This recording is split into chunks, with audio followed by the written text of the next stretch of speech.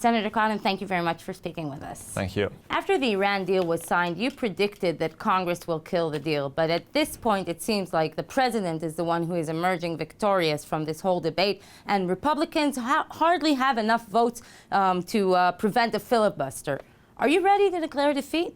No, I'm not. I predicted the Congress would defeat the deal because the American people would oppose the deal because it's very dangerous for the United States and for allies like Israel. It allows Iran to keep a vast nuclear infrastructure, putting Iran on the path to a bomb, while doing nothing to stop Iran's regional aggression and their support for terrorism. In fact, enabling it because they're going to get tens of billions of dollars immediately under this deal.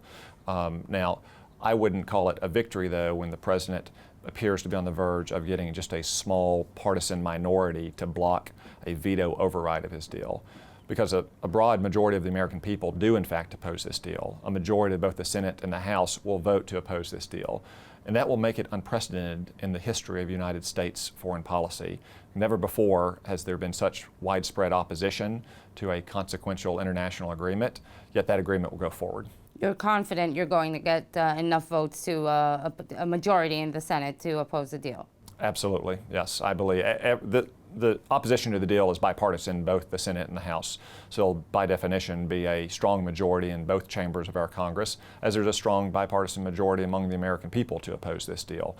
The sad fact is the way this deal was structured and the fact the president refused to respect the Constitution and submit it as a treaty, which under our Constitution requires a 2/3 vote, means that it might proceed with just a small rump minority in support of it.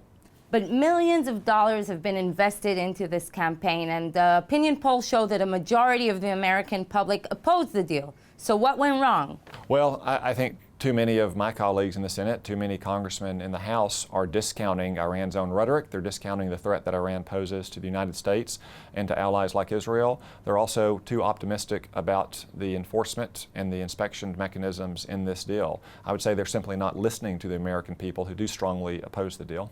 Some have argued that part of the reason that this debate became so partisan has to do with the strong opposition that was voiced from both the Republican Party leaders like you and the Israeli Prime Minister. How do you answer those claims?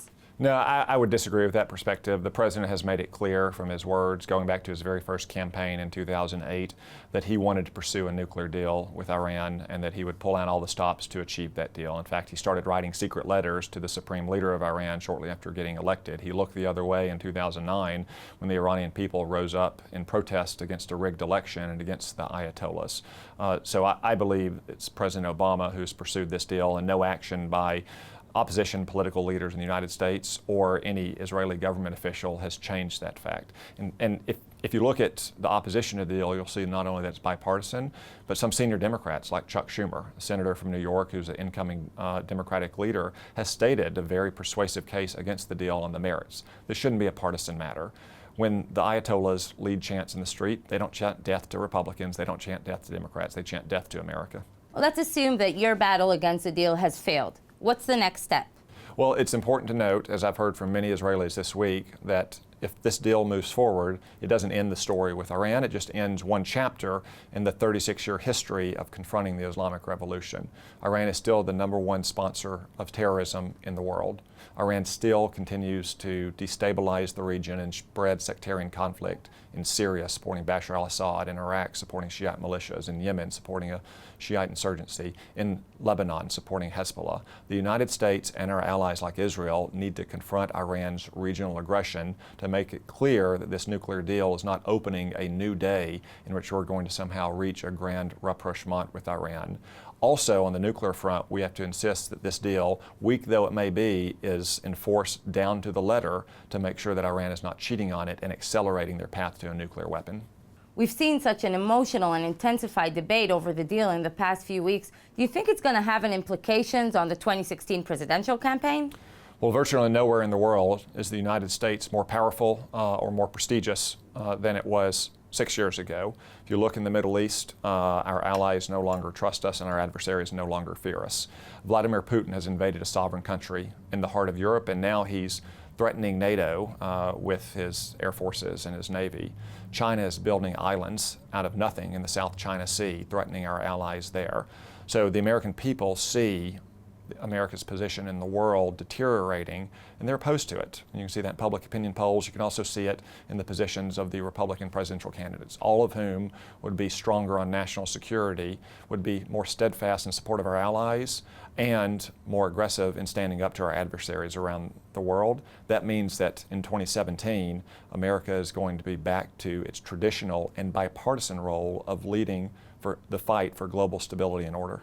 And staying in 2016, just one last question. What do you think about the Trump mania that has taken over the Republican Party? Well, I haven't endorsed any specific candidate, nor do I expect to anytime soon. Like most Arkansans, I'm going to watch the debates and speeches and campaigns until we vote next March. But I would say this, not just about Mr. Trump. If you look at some other of the candidates in the race who are non-traditional candidates who haven't held elective office, like Carly Fiorina and Ben Carson, add them all together and you see that there's a sizable group of Republican voters, even a majority according to some polls, who don't want to see business as usual in Washington. And I can sympathize because I ran on my campaign platform last year as ending business as usual at a time when America's position in the world is deteriorating, when we have a staggering national debt of $18 trillion and our economy isn't creating enough decent jobs with decent wages for working families. We don't have time for business as usual.